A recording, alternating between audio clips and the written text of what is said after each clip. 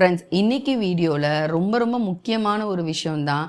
இன்னைக்கு வயசு, அதாவது டீனேஜ் கேர்ள்ஸில் இருந்து மெனோபாஸ் வரைக்குமே கஷ்டப்படுற ஒரு பெரிய விஷயம் வந்து பிசிஓடி.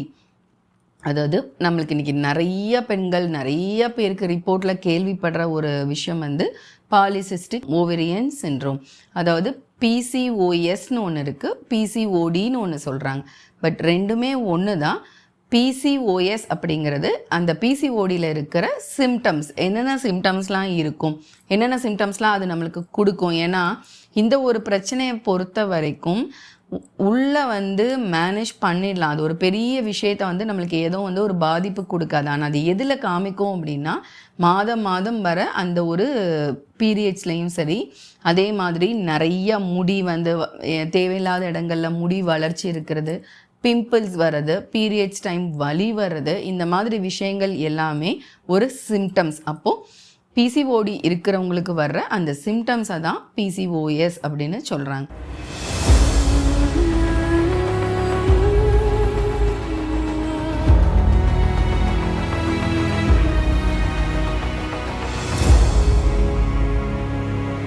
ஸோ இதுக்கு வந்து முழுமையாக இப்படி தான் காரணம், இதுதான் காரணம் அப்படின்னு சயின்டிஃபிக்காவோ இல்லை பெருசாக எந்த ஒரு ஸ்டடீஸுமே வந்துட்டு ரொம்ப அழுத்தம் திருத்தமாக இதுக்கு ஆக்சுவலி இன்னும் வந்து சொல்லலை.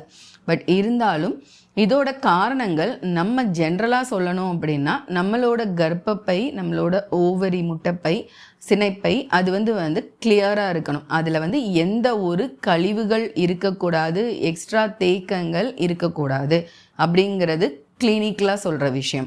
அப்போது அப்படி இருந்தால் என்னென்ன பிரச்சனைகள் வருது அப்படின்னா, ஹார்மோன் இம்பேலன்ஸ். பெண்களுக்கு எந்த பிரச்சனை நம்ம பேசினாலும் அந்த இடத்துல வந்து நிற்கிற hormone oestrogen and progesterone.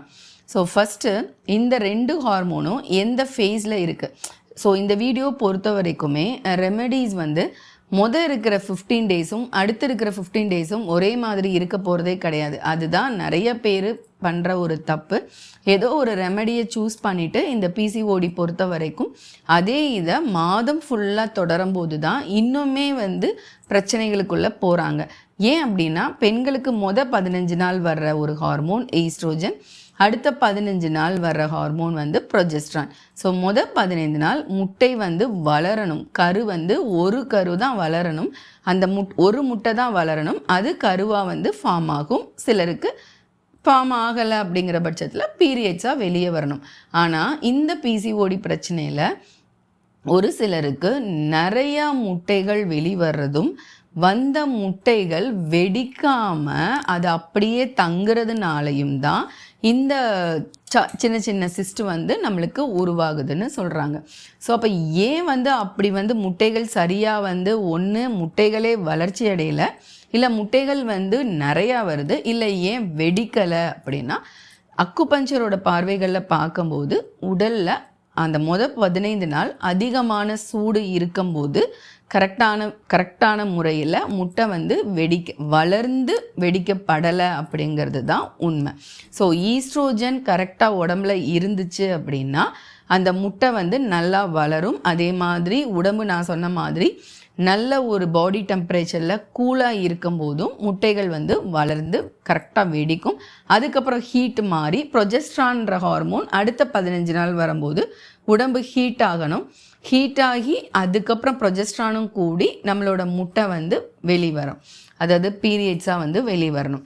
So இப்போது உங்கள் முட்டையே வந்து வளரலை அல்லது வெடிக்கப்படலைன்னா நம்மளுக்கு உடம்புல ப்ரொஜெஸ்ட்ரான்ற ஹார்மோனே சுரக்காது. அப்போது உடம்புல ஈஸ்ட்ரோஜன் மட்டுமே அதிகமாக இருக்கும். அதே மாதிரி உடம்புல இன்சுலின் வந்து அதிகமாகும். ஏன்னா ஈஸ்ட்ரோஜன் அதிகமானாலே உடம்புல இன்சுலினும் அதிகமாகும். ஸோ இன்சுலின் அதிகமானால் ஆண்களுக்குரிய ஹார்மோன்களை அது ப்ரொடியூஸ் பண்ண ஆரம்பிச்சிடும். அடுத்து ஈஸ்ட்ரோஜனும் இந்த இன்சுலினும் அதிகமாகும் போது, அதனால தான் அந்த பிசிஓடி இருக்கும்போது பெண்களுக்கு வந்து ஒரு மாதிரி என்ன சொல்கிறது, கத்துறது, அதே மாதிரி மீச முடிகள் வளர்றது, இது எல்லாமே வந்து வர ஆரம்பிக்குது. பீரியட்ஸும் வராமல் போகுது.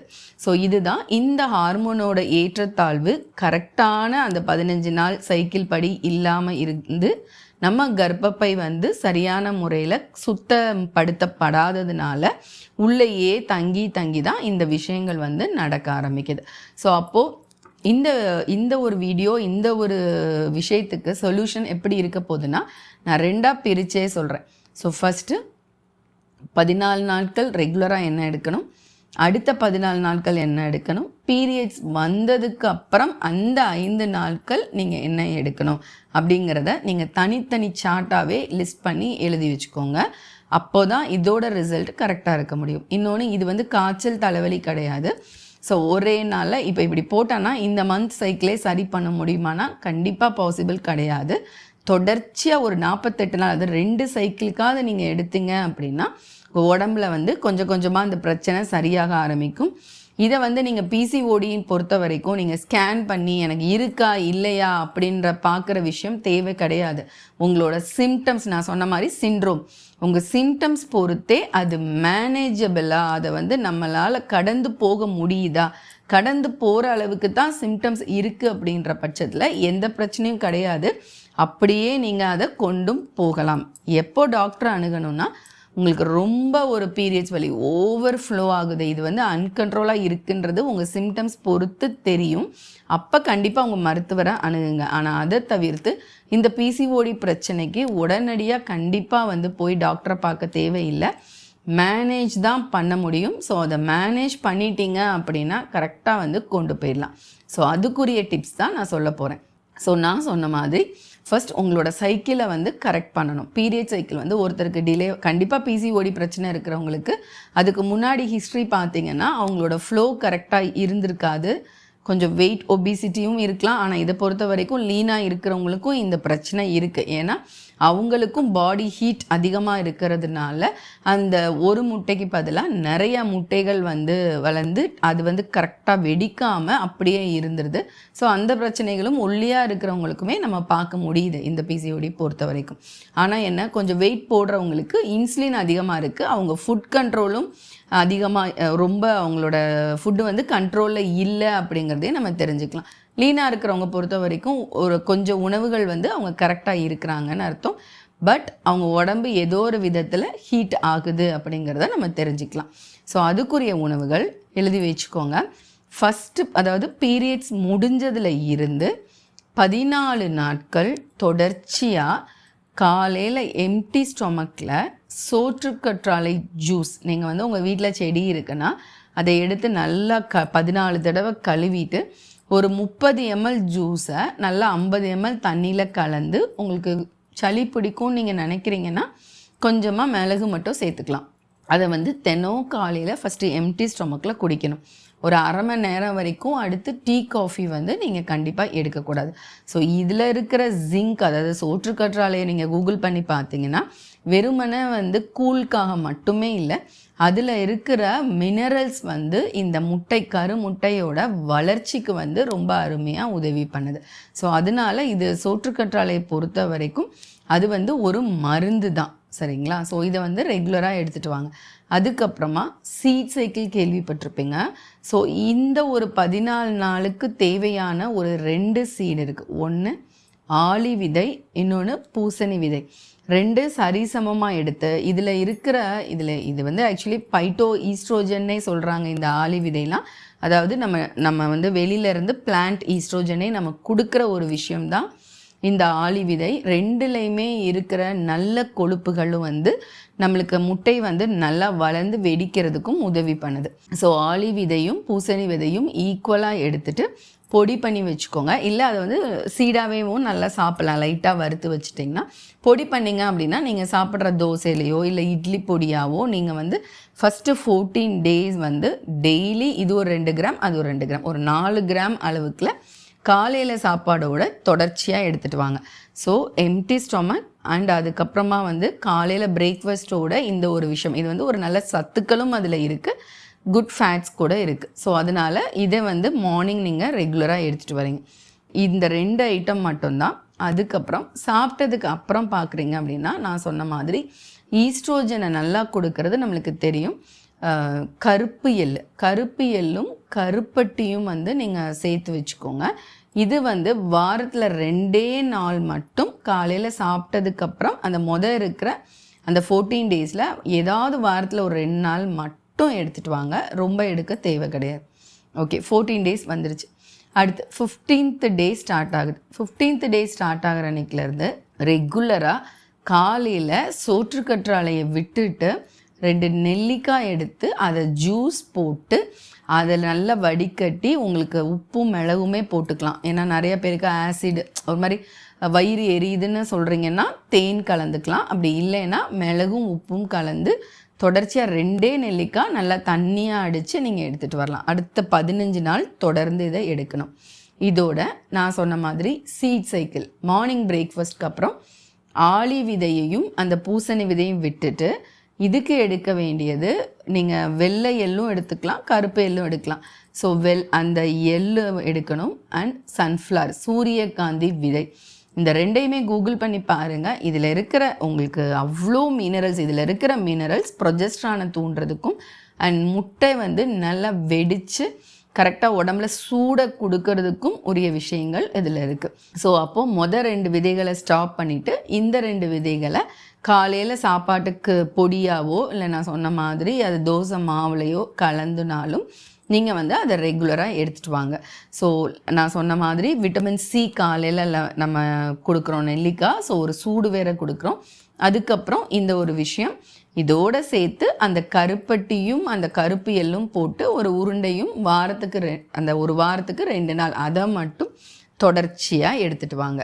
ஸோ இப்போது இவ்வளோதான் ஒரு ஒட்டுமொத்தமான ஒரு விஷயங்கள் 14 நாளுக்கும் அடுத்த 14 நாளுக்கும் கரெக்டாக நீங்கள் வந்து பிரித்து எடுக்க வேண்டிய விஷயங்கள் இவ்வளோதான். சரி, ஓகே. இப்போ இதில் வந்து நான் எல்லா நாளுமே ரெகுலராக ஃபாலோ பண்ண வேண்டியது என்னென்ன அப்படின்னு பார்த்தீங்கன்னா, உங்களோட டைஜஷன், அதாவது மலச்சிக்கல் இல்லாமல் இருக்கணும், வாயுக்கள் உடம்புல தங்காமல் இருக்கணும். ஸோ அதுக்காக உங்களோட நான் சொன்ன மாதிரி உங்களோட லைஃப் ஸ்டைல் ரொம்ப முக்கியம். வாக்கிங் கண்டிப்பாக முக்கியம். இதில் முக்கியமான ஒரு எக்ஸசைஸ் இருக்குது, பட்டர்ஃப்ளை எக்ஸசைஸ். கூகுள் பண்ணி பாருங்கள். அந்த பட்டர்ஃப்ளை எக்ஸசைஸை மாதத்தில் 30 நாளும் பீரியட்ஸ் வர்ற வரைக்கும் செய்யணும். இது எல்லாமே நீங்கள் ஏற்கனவே பிசிஓடி பிரச்சனை இருக்குன்னு சொல்கிறவங்களுக்கு. ஸோ அப்போ தொடர்ச்சியாக பண்ணுங்கள். ஏன்னா ரத்த ஓட்டத்தை அந்த நம்மளோட கர்ப்பப்பைக்கும் சினைப்பைக்கும் கொடுக்குற ஒரு அருமையான ஒரு எக்ஸசைஸ், ஒரு பயிற்சின்னு சொல்லலாம். அது வந்து பட்டர்ஃப்ளை எக்ஸசைஸும் பிராணாயாமமும். முறைப்படி ஏதாவது ஒரு மெத்தட் மட்டும் பிராணாயாமம் கற்றுக்கிட்டு ரெகுலராக காலையில் அந்த எம்டி ஸ்டொமக்கில் அந்த சோற்றுக்கற்றாழை ஜூஸ் இல்லை நெல்லிக்காய் ஜூஸ் குடித்ததுக்கு அப்புறமா இந்த பட்டர்ஃப்ளை எக்ஸசைஸும் பிராணாயாமமும் ரெகுலராக பண்ணிட்டு வாங்க. இது கூட தோப்புக்கரணமும் சேர்த்து ஒரு எக்ஸசைஸாக பண்ணினீங்க அப்படின்னா உங்கள் கர்ப்பப்பைக்கு நல்லா ரத்த ஓட்டம் கிடச்சி அந்த முட்டை வந்து வெடிக்கிறதுக்கு நல்லா ஹெல்ப்ஃபுல்லாக இருக்கும். ஸோ லைஃப் ஸ்டைல் மாற்றம் வேணும். லைஃப் ஸ்டைல் மாற்றம் அப்படின்னா கண்டிப்பாக இனிப்பு. ஏன்னா எல்லாருக்கும் தெரியும் இன்சுலின் வந்து பாடியில் அதிகமாகுது அப்படின்னு சொல்லிட்டாலே நீங்கள் நிறைய கார்போஹைட்ரேட் உடம்புல சேர்த்துக்கிறீங்கன்னு அர்த்தம். ஸோ அதை குறைக்கணும். இனிப்புகளையும் நீங்கள் குறைக்கணும். ஜங்க் ஃபுட்டு, எண்ணெயில் பொரிச்ச விஷயங்கள் எல்லாமே ஒன்ஸ் பிசிஓடி வந்துருச்சு அப்படின்னா கண்டிப்பாக குறைச்சி தான் ஆகணும். சுருக்கமாக சொல்லணுன்னா, எப்படி டயபெட்டிக் பேஷண்ட்ஸ் வந்து கண்ட்ரோல் பண்ணுறாங்களோ அதே டயட் வந்து பிசிஓடிக்கு ஃபாலோ பண்ணணும். ஏன்னா மருந்து கூட பார்த்திங்கன்னா அதுக்கு கொடுக்குற ஒரு பேசிக் மருந்து தான் இந்த பிசிஓடி பிரச்சனைகளுக்குமே நம்மளோட ஆங்கில மருத்துவர்கள் வந்து பரிந்துரைக்கிறாங்க. ஏன்னா அவங்களுக்கு உடம்புல வந்து இன்சுலின் அதிகமாக இருக்குது. ஸோ குளுக்கோஸ் வந்து அதிகமாக இருக்கும், பட் அதுக்கேற்ற இன்சுலினும் இருக்கிறதுனால அது பிளட்டில் காமிக்கிறது இல்லை. பட் இருந்தாலும் இன்சுலின் ரெசிஸ்டன்ஸ் ஏற்பட்டு உடம்பு உள்ளே ஏற்றுக்கொள்ளலை, செல்ஸ் ஏற்றுக்கொள்ளாத தன்மைக்கு போயிடும். அது ஒபிசிட்டிக்கு போகும், அடுத்து பல பிரச்சனைகளை உண்டு பண்ணுதுன்றதுனால அதை ஒரு ப்ரிகாஷனாகவுமே அந்த இன்சுலினை கண்ட்ரோலில் வைக்கிறதுக்காகவுமே அந்த ஒரு டேப்லெட்டை வந்து அது மட்டும்தான் இதுக்கு மருந்துன்னு கொடுக்குறாங்க. ஆங்கில மருத்துவத்துலேயுமே வேறு மருந்துகள் இதுக்கு கொடுக்கப்படலை. ஸோ அப்போ நல்லா தெரியுது, சுகர் டயபெட்டிக் பேஷண்ட்ஸ்க்கு என்ன கண்ட்ரோல் கொடுக்குறோமோ அதே உணவு கண்ட்ரோலை நீங்கள் எடுத்தீங்கன்னா கண்டிப்பாக 100 நாள் ஒரு ஸ்ட்ரிக்டான ஒரு டயட் ஃபாலோ பண்ணிங்கன்னா நீங்கள் ரெக்கவர் ஆகிடலாம். ஸோ அது கூட சேர்ந்து நான் சொன்ன எல்லா விஷயங்களையும் ஃபாலோ பண்ணுங்கள். ஸோ அப்போது நைட்டு நம்ம வந்து டைஜஷன் கரெக்டாக இருக்கணும்னு சொல்லிட்டோம். அப்போ வந்து ரெகுலராகவே இதுக்கு வந்து ஒரு பொடி ஃபாலோ பண்ணணும் இல்லையா? இப்போது உங்களுக்கு பிசிஓடி இருக்குன்ற பட்சத்தில் ஸோ இப்போ தான் நம்ம வந்து ஹெர்பலுக்கு வரோம். ஸோ ஏன்னா இதில் முக்கியமானது herbal and life style changes and அதுக்குன்னு தேவையான உணவு பட்டியல்கள். ஸோ அதில் இப்போது நம்ம ஹெர்பலுக்கு வரோம். ஸோ இதில் நைட்டு மட்டும் சாப்பிட்டதுக்கு அப்புறமா நீங்கள் எப்பயும் ரெகுலராக திரிஃபலா பொடியை 1 டீஸ்பூன் மிதமான சுடுதண்ணியில் கலந்து ரெகுலராகவே 100 நாள் வந்து குடிச்சிட்டு வாங்க. ஸோ நீங்கள் அது குடிக்கும்போது உங்கள் டைஜஷன் சரியாகும், உங்களுக்கு மலச்சிக்கல் வராது, உடம்புல வந்து வாயுக்கள் தங்காது. ஸோ உங்களுக்கு வந்து குடல் வந்து சுத்தமாகணும். ஆகும்போது இந்த பிரச்சனைகளில் நிறைய சேஞ்சஸ் வந்து உங்களால் பார்க்க முடியும். ஏன்னா வாயுக்கள் குடலில் தங்கும்போது அடுத்து போய் யூட்ரஸ்லேயும் தங்குறது, அதே மாதிரி ஹீட்டை ப்ரொடியூஸ் பண்ணுது. ஸோ ஹீட் ப்ரொடியூஸ் பண்ணோடனே மறுபடியும் முட்டைகள் வந்து சரியாக வளர்ந்து வெடிக்காது. ஸோ வாரத்தில் 30 நாளுமே இந்த திரிஃபலா வந்து நீங்கள் ஃபாலோ பண்ணணும். ஓகே, இப்போ வந்து லாஸ்ட் ஸ்டேஜ் பீரியட்ஸ் வந்து எனக்கு ஸ்டார்ட் ஆகிடுச்சு. ஆனால் பிசிஓடி இருக்கிறவங்களுக்கு பீரியட்ஸ் ஃப்ளோ வந்து அதிகமாக இருக்கிறதே கிடையாது. ஸோ இப்போது அந்த டேஸில் எடுத்துக்க வேண்டிய ஹெர்பல். ஸோ திரிஃபலா பொடி நைட் எடுத்துகிட்டே இருக்கீங்க. மார்னிங் அந்த டைம் அந்த பீரியட்ஸ் வந்ததுக்கு அப்புறம் மட்டும் காலையில் நான் நெல்லிக்காய் 2 சொன்னேன் இல்லையா, அது கூட அந்த நெல்லிக்காய் கூட சேர்ந்து அந்த வடிகட்டின அந்த நெல்லிக்காய் ஜூஸ் எடுத்துட்டு அதில் நிலவேம்பு பொடி இல்லைன்னா மலைவேம்பு பொடி, இந்த 2ல் ஏதோ ஒன்று 2 கிராம் மட்டும் கொதிக்க வச்சு இறக்கி அந்த வடிகட்டின தண்ணியும் இந்த நெல்லிக்காய் ஜூஸையும் கலந்து எடுக்கணும். கண்டிப்பாக ஒரு மாதிரி கசப்பு புளிப்பு கலந்து தான் இருக்கும். ஆனால் அது ரொம்ப கஷ்டமாக தான் இருக்கும்.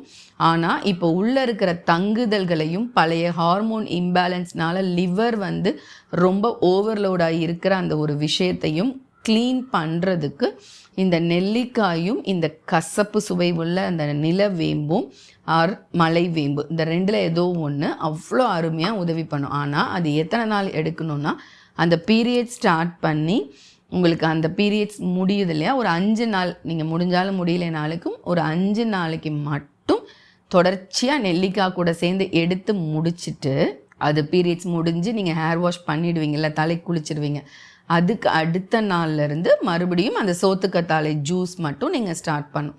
ஸோ ஃப்ரெண்ட்ஸ், இப்போ நான் சொல்லியிருக்கிற ஒரு ப்ரோட்டோகால் வந்து கரெக்டாக வந்து டே வைஸ் நீங்கள் ஒரு டைரியில் எழுதி வச்சு உங்களோட சைக்கிள் எப்போது ஸ்டார்ட் ஆகுதுன்றதை நீங்கள் கவனித்து அந்த டேஸ்லேருந்து நீங்கள் இதை வந்து ஃபாலோ பண்ண ஆரம்பிங்க. சப்போஸ் எனக்கு பீரியட்ஸே வரல, எனக்கு 2 மாதமாக வரல, நான் எப்படி இதை ஸ்டார்ட் பண்ணுறதுனா, அந்த காலத்துலேருந்தே என்ன ஒரு உவமை ஒரு ஒப்பிட்டு பார்த்துருக்காங்கன்னா, அமாவாசை ஸ்டார்ட் பண்ணுற அந்த ஒரு டே தான் அவங்களோட பீரியட்ஸ், பெண்களுக்கு வந்து பீரியட்ஸ் வர்ற டே.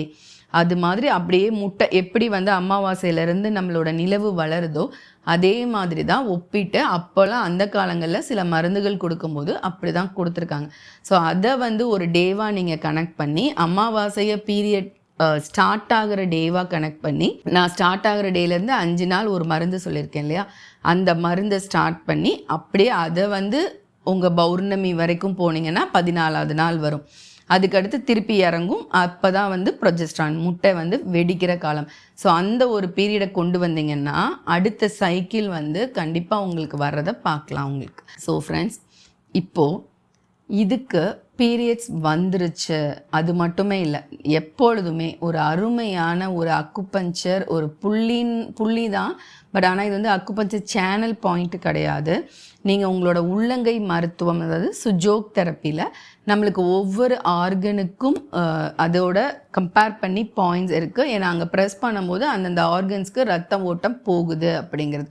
ஸோ அந்த விதத்தில் இப்போ இந்த நம்ம நடுவீரலுக்கும் நம்மளோட இந்த மோதிர வீரலுக்கும் நடுவில் இந்த பாயிண்ட் தான் வந்து யூட்ரஸ் பாயிண்ட். அதுக்கு பக்கத்தில் 2 பக்கமே இருக்கிறது வந்து சினைப்பைகள். ஸோ நீங்கள் உங்களுக்கு பிசிஓடி இருக்குனாலே நீங்கள் இங்கே ப்ரெஸ் பண்ணிங்கன்னா உங்களுக்கு ஒரு கடுக்கிற, இதே வேறு யாருக்காவது இப்போது போய் நீங்கள் வந்து பிசிஓடி இல்லை நல்லா இருக்காங்க அவங்களுக்கு அமுக்குனிங்கன்னா இந்த இடத்துல வந்து பெயினே இருக்காது. ஆனால் நீங்கள் அமுக்கி பாருங்கள், உங்களுக்கு பெயின் இருக்குன்னா நீங்களே இதை வந்து ஒரு டயக்னோசிஸாக எடுத்துக்கலாம். ஸோ இந்த பாயிண்ட்டை எப்பயுமே மாதத்தில் 30 நாளுமே மெயினாக பீரியட்ஸ்க்கு முன்னாடி அந்த ஒரு 5 நாள் இருக்கும் இல்லையா, அப்போது நல்லா இப்படி அழுத்தம் கொடுத்துட்டே வந்தீங்கனாலே உங்களுக்கு வந்து பீரியட்ஸ் ஃப்ளோ வந்து இன்க்ரீஸ் ஆகும். அதே மாதிரி பீரியட்ஸ் வந்ததுக்கப்புறமும் இந்த பாயிண்டில் நீங்கள் ப்ரெஷர் கொடுக்கும்போது உங்களுக்கு ரொம்ப நல்லாவே ரிசல்ட் பார்க்க முடியும். ஃப்ளோவே இல்லைங்கிறவங்களுக்குலாம் கண்டிப்பாக ஃப்ளோ வந்து இன்க்ரீஸ் ஆகிறத நீங்கள் பார்க்க முடியும். ஸோ இதையும் எக்ஸ்ட்ராவாக ஒரு டிப்பாக எடுத்துக்கோங்க. கண்டிப்பாக முக்கியமான ஒரு டிப்பாகவும் நீங்கள் எடுத்துக்கோங்க. இது கூட கொஞ்சம் அக்யூபஞ்சரிஸ்ட் உங்களோட ஏரியாவில் பக்கத்தில் இருந்தாங்கன்னா அட்லீஸ்ட் லாஸ்ட் ஒரு 1 வீக்கில் முடிஞ்சால் அவங்கள பார்த்து ஒரு ட்ரீட்மெண்ட் எடுக்கும்போது, நீட்லிங் பண்ணும்போது இன்னும் ஃபாஸ்ட்டாக இந்த ஒரு பிரச்சனைக்கு வந்து உங்களால் ரிசல்ட் பார்க்க முடியும். ஸோ ஃப்ரெண்ட்ஸ், நிறையா பேர் இந்த ஒரு பிரச்சனையில் அவதிப்படுறாங்க. 2-3 தடவை சர்ஜரி பண்ணிவிட்டு மறுபடியும் பிசிஓடி வருதுன்னு சொல்கிறாங்க. கண்டிப்பாக வரதான் செய்யும். ஏன்னா அதே லைஃப் ஸ்டைல் ஃபாலோ பண்ணும்போது எந்த எக்ஸசைஸும் பண்ணலை, அதுக்குரிய ரெமெடி எதுவுமே பண்ணலன்னா நீங்கள் மறுபடியும் சர்ஜரி பண்ணிட்டீங்க. பட் அடுத்த லைஃப் ஸ்டைல், அடுத்த சைக்கிளில் இதே மாதிரி முட்டை விடுபடுறதில்ல பிரச்சனையும், யூட்ரஸில் நல்லா கிளென்ஸ் ஆகலை. ஏன்னா நீங்கள் அதே லைஃப் ஸ்டைல் ஃபாலோ பண்ணும்போது அதே பிரச்சனை தான் வரப்போகுது. அப்போ போயிட்டு டாக்டர்கிட்ட போயிட்டு நீங்கள் பண்ணீங்க, எனக்கு இப்படி மறுபடியும் வருது அப்படின்னு இந்த பிரச்சனையில் சொல்கிறது வந்து சுத்தமாக நம்மளோட அறியாமையாக தான் இருக்கும். ஸோ அதனால் இந்த ஒரு வீடியோவை ஒரு வந்து ஐ ஓப்பனராக எடுத்துகிட்டு அட்லீஸ்ட் அது என்ன, இதுக்கு திருப்பி நம்ம யாரையுமே இதில் போய் குற்றம் சொல்கிறதுக்கு இல்லை.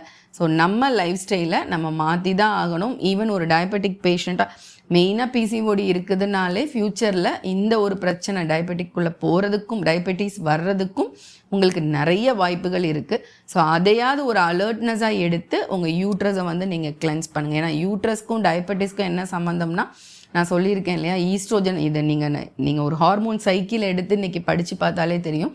ஈஸ்ட்ரோஜன் இம்பேலன்ஸ் வரும்போது இன்சுலின் இம்பேலன்ஸ் எப்படி நடக்குது, இன்சுலின் ரெசிஸ்டன்ஸ் வர்றதுக்கப்புறம் எப்படி ப்ரீ டயபெட்டிக்குள்ளே போகிறோங்கிறதையே வந்து அழகாக நீங்கள் இன்றைக்கி எல்லா இதுலேயும் எக்ஸ்பிளைன் பண்ணியிருக்காங்க. ஸோ எடுத்து ஹிஸ்ட்ரி பார்த்தாலே உங்களுக்கு அந்த விஷயம் வந்து புரியும். ஸோ ஃப்ரெண்ட்ஸ், உங்கள் ஃப்ரெண்ட்ஸ் அண்ட் ரிலேட்டிவ்ஸ் எல்லாருக்குமே இந்த வீடியோ ஷேர் பண்ணுங்கள். ஏன்னா இந்த பிரச்சனை இல்லாத பெண்களே இன்றைக்கி இல்லைன்னு சொல்லலாம். ஸோ அந்த லெவலுக்கு இது ரொம்ப ஒரு பெரிய பிரச்சனையாக இருக்குது. எல்லாருக்குமே ஃபார்வர்ட் பண்ணுங்கள். இந்த ஒரு வீடியோ உங்களுக்கு பிடிச்சிருந்ததுன்னா ஒரு லைக் கொடுங்க. அப்போ தான் மேலும் நான் இன்னும் இதே மாதிரி இன்ட்ரெஸ்டிங்கான வீடியோஸ் பண்ண முடியும். உபயோகமாகவும் உள்ள வீடியோஸையும் நான் பண்ண முடியும். மற்றொரு உபயோகமான வீடியோவில் சந்திக்கிறேன். நன்றி, வணக்கம்.